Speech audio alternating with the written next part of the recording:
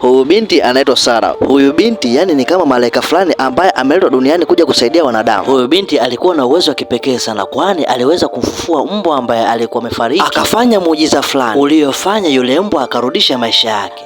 Kile kitendo kilishangaza watu na kustajabu karama aliyobarikiwa huyu binti. Baada ya siku mbili, Sara alienda mtoni na ndugu zake kwenda kuvua samaki. Ghafla akaona ndege mdogo amefariki. Kakake akamwambia, usimcheze huyo, inabidi umzike. Lakini bwana Sara akajibu kwamba huyu ni ndege wa kipekee sana na anastahili maisha ya kipekee, ngoja tumfanye aishi. Baada ya kumaliza kuongea maneno hayo, ghafla yule ndege akapata uhai pale pale na kupeperuka. Hii kitu iliwashangaza sana. Ilipofika usiku, basi Sara ikabidi amsimulie mama yake kilichotokea walipoenda kuvua samaki. Mama alishtuka sana kusikia ile story. Siku iliyofuata Sara alimkabidhi David picha ambayo amemchora yeye akicheza basket, lakini sasa huyu dogo David ni kilema, ana ulemavu wa miguu na hawezi kutembea. Sasa siku iliyofuata wazazi wake David wakampeleka David kwa daktari kwa ajili ya check up ya miguu yake. Ajabu, bila kuelewa bwana, yule David akaanza kutembea. Bwana, hii kitu iliwashangaza sana watu.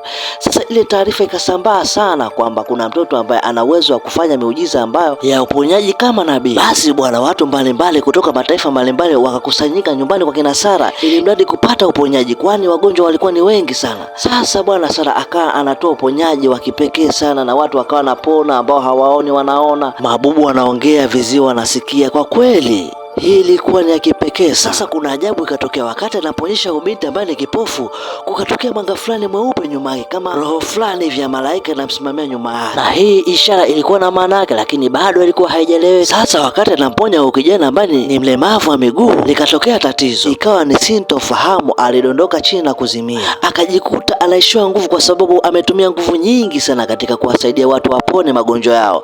Wazazi wake walipomfikisha hospitalini, Sara akamuulizia babu yake, yaani kuna jambo fulani akataka kuongea. Ikawa ni jambo la kushangaza, kwani binti alikuwa hataki kuwa hospitalini, bali kuna sehemu alitaka apelekwe, na hiyo sehemu huenda akapata uponyaji. Sara alipopata nafuu akawa yuko nyumbani na wazazi wake. Baada ya muda daktari akaleta majibu kuhusu mtoto wao anaendeleaje baada ya vipimo vikuu kufanyika. Sasa haya majibu yalikuwa ni ya kushangaza sana, kwani kipimo kilionyesha kwamba Sara ana matatizo ya ubongo na kwenye ubongo ana shimo. Sasa hii kitu itamletea matatizo na huenda akapoteza maisha. Kumbe muda ule bwana Sara alikuwa anasikia yale maneno. Akamwambia mama yake, mama, mimi nataka unipeleke nikamuone Mwenyezi Mungu kwenye ule mto. Mama akashangaa, lakini kabla hajamaliza maneno yale Sara akazimia tena. Sasa wakati wanatoka kwenda hospitalini, Sara akamwomba babu yake kwamba ampeleke kwenye mto, asimpeleke hospitalini, lakini babu yake akawa hajaelewa Sara anamaanisha nini. Lakini baada ya kutafakari akaelewa kwamba Sara anataka nini.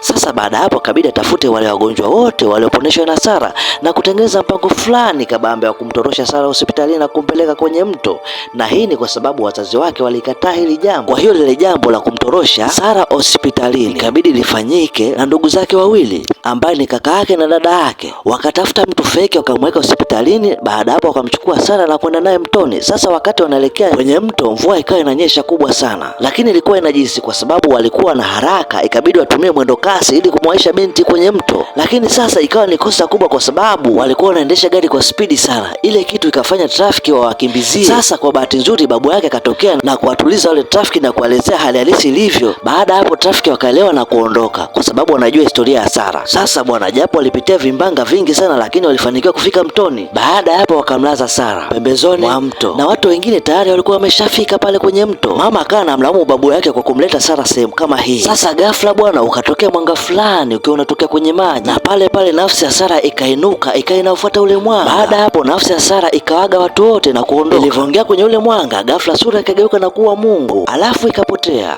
Hii kitu iliwashangaza sana, wakaamini kwamba Sara kweli alikuwa ni nabii. Mama ikabidi amwombe msamaha babu yake Sara kwa sababu alimwongeleshia vibaya pale alipokuwa mtoni. Kaka yake ghafla akaona mchoro ambao Sara aliuandika, yani ni mchoro ambao ulikuwa unatabiria future. Basi kaka yake akafanya maombi fulani pale. Kweli bwana, Sara akainuka akaongea kwamba amemwambia Mungu kwamba muda wangu wa kurudi bado, kwa hiyo inabidi nirudi duniani niende kuwasaidia watu.